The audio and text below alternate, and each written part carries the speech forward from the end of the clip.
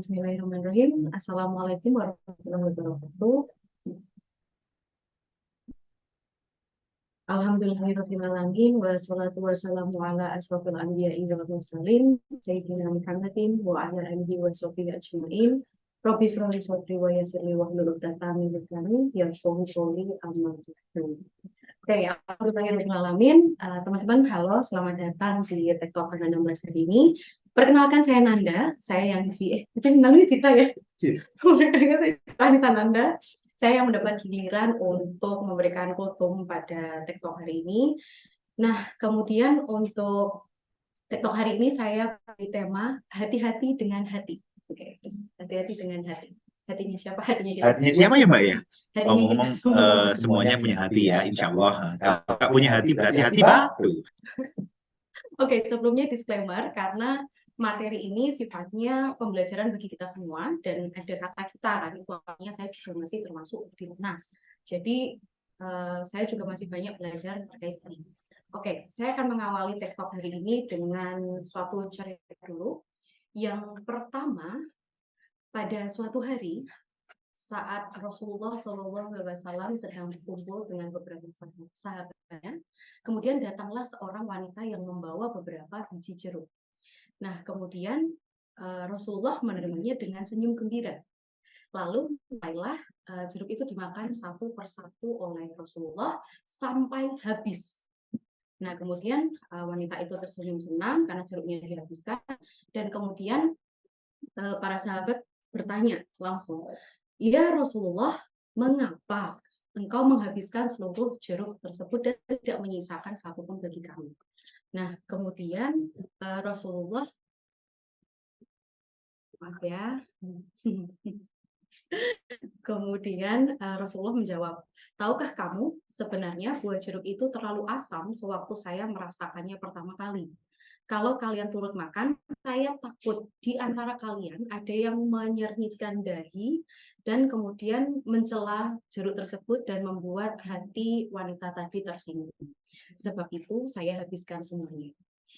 Nah, dari kisah tersebut merupakan teladan, ya mungkin teman-teman juga pernah mendengar cerita tersebut tentang bagaimana Rasul sangat menjaga perasaan orang lain.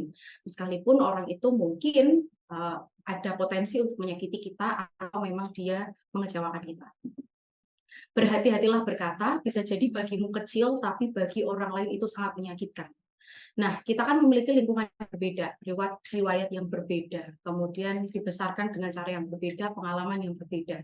Nah, sehingga bagaimana kita memproses suatu kejadian atau suatu kalimat pun itu juga bisa berbeda. Sehingga jangan sampai kita menyamakan kadar level penerimaan kita itu dengan orang lain sama gitu.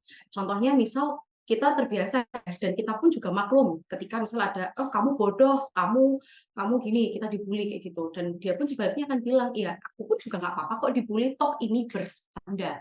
Nah, ini harus dihati-hati karena tidak semua orang mempersepsikan itu sama dengan diri kita.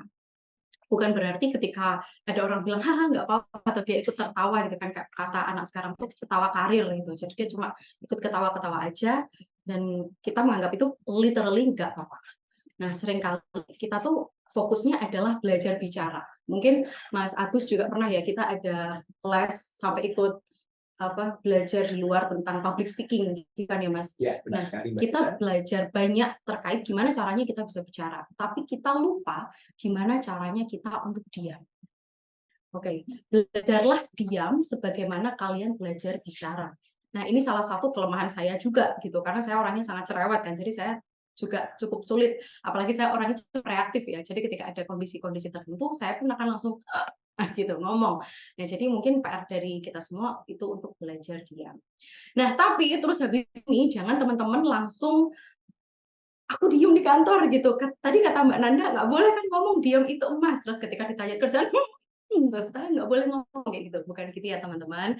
Jadi bicara itu penting pada waktunya. Nah, tapi diam akan jauh lebih penting ketika bicara itu tidak diperlukan.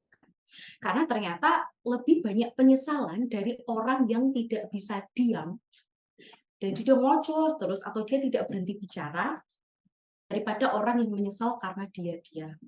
Seperti sabda Rasulullah Shallallahu Alaihi Wasallam, "Salamatul insan fi hifdzi lisan." Keselamatan seseorang tergantung pada menjaga lisannya.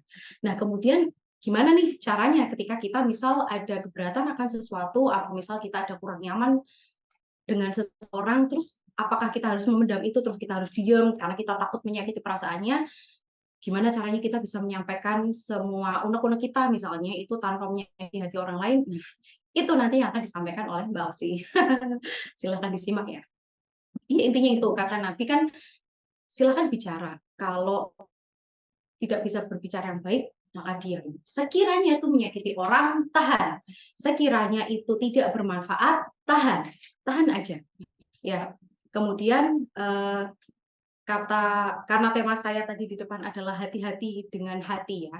Kan ada dua belah pihak nih, ada yang tersakiti dan ada yang menyakiti gitu. Oke, kita sekarang ke sudut pandang orang yang sudah terlanjur tersakiti nih. Gimana ya caranya ketika kita sudah terlanjur tersakiti dengan lisan orang lain? Solusinya satu, maafkan.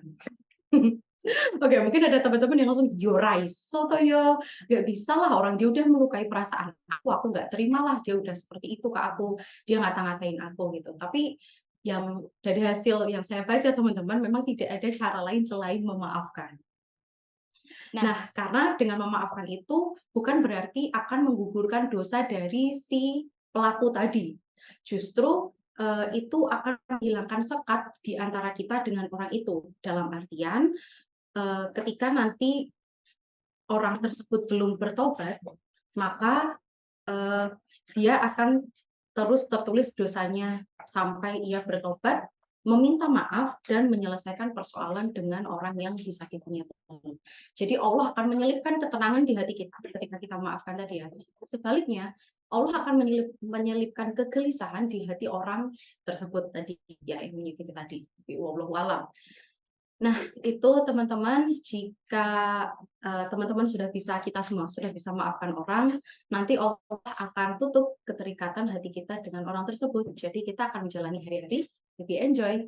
Karena saya pernah baca ternyata salah satu sumber besar dari kematian itu adalah stres ya. Jadi surprisingly bukan rokok, bukan paus atau hiu, bukan ya hal-hal yang kita pikirkan selama ini berbahaya, tapi ternyata lebih ke pikiran, lebih ke hati, jadi lebih ke stres. Jadi kita terbebani. Oke, kemudian untuk menutup saya akan bacakan hadis. An Abi Hurairah radhiyallahu anhu anna Rasulullah sallallahu alaihi wasallam qala man kana yu'minu billahi wal yaumil akhir fal yaqul khairan aw liyasmut wa man kana yu'minu billahi wal yaumil akhir fal yukrim jarahu wa man kana yu'minu billahi wal yaumil akhir fal yukrim dhaifahu. Terjemahannya adalah dari Abu Hurairah radhiyallahu anhu, sesungguhnya Rasulullah Shallallahu alaihi wasallam bersabda, siapa yang beriman kepada Allah dan hari akhir, hendaklah dia berkata baik atau diam. Siapa yang beriman kepada Allah dan hari akhir, hendaklah dia menghormati tetangganya, dan barang siapa yang beriman kepada Allah dan hari akhir, maka hendaklah dia memuliakan tamunya. Hadis riwayat Bukhari dan Muslim. Nah, itu tadi teman-teman, semoga kita senantiasa terus berikhtiar untuk melakukan kebaikan. Nah, kebaikan di sini juga dalam artian menjaga lisan kita. Oke, sekian dari saya. Terima kasih. Wabillahi taufiq wal hidayah. Wassalamualaikum warahmatullahi wabarakatuh.